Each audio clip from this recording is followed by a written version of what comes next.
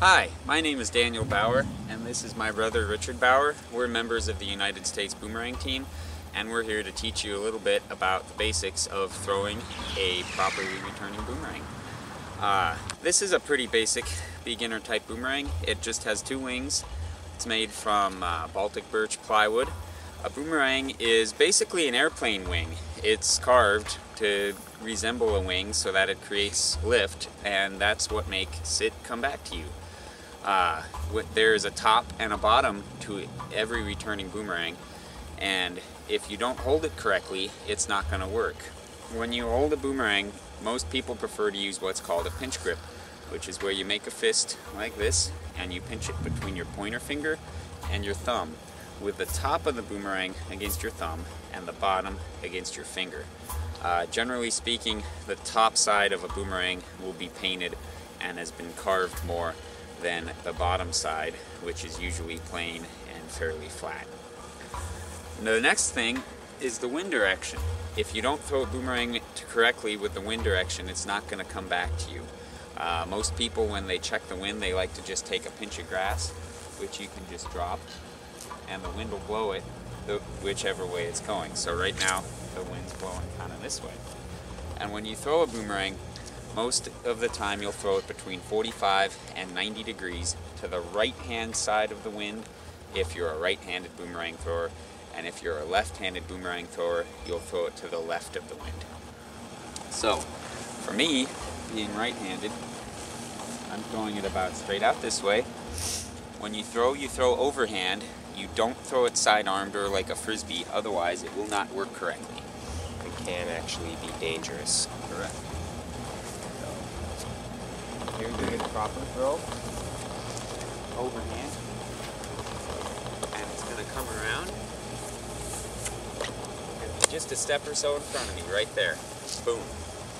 Richard's going to demonstrate another throw here.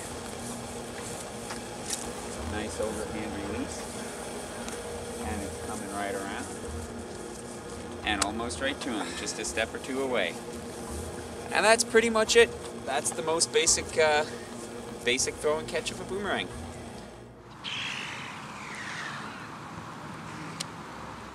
These boomerangs, you throw them high up in the air. They travel 50 feet or more into the air, and they go flat and horizontal and start hovering like a maple seed.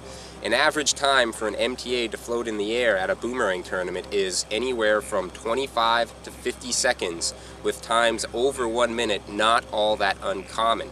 The longest documented MTA flight of all time with a catch is 17 minutes. The world record in competition is 2 minutes and 19 seconds. These boomerangs are not accurate. Because they go up high and they drift with the wind, you typically have to jog, or if it's a windy day, sprint downwind 100 meters or more after your throw to make the catch.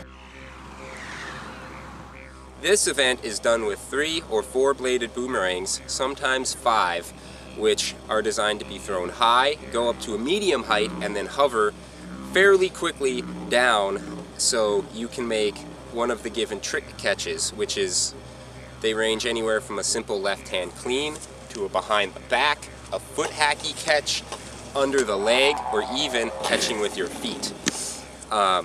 They typically go about 20 to 30 meters in range. Like I said, they have a medium length hover, which gives you time to maneuver yourself for proper positioning for a catch. On a windy day, it can be a very frustrating event because your boomerangs aren't designed to be particularly accurate, and so you can end up scrambling around a lot.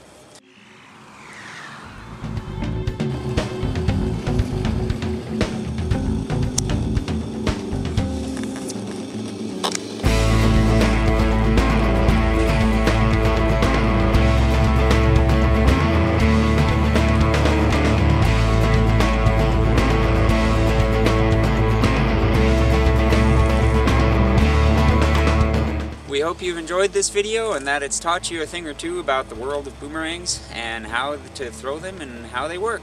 Thank you very much.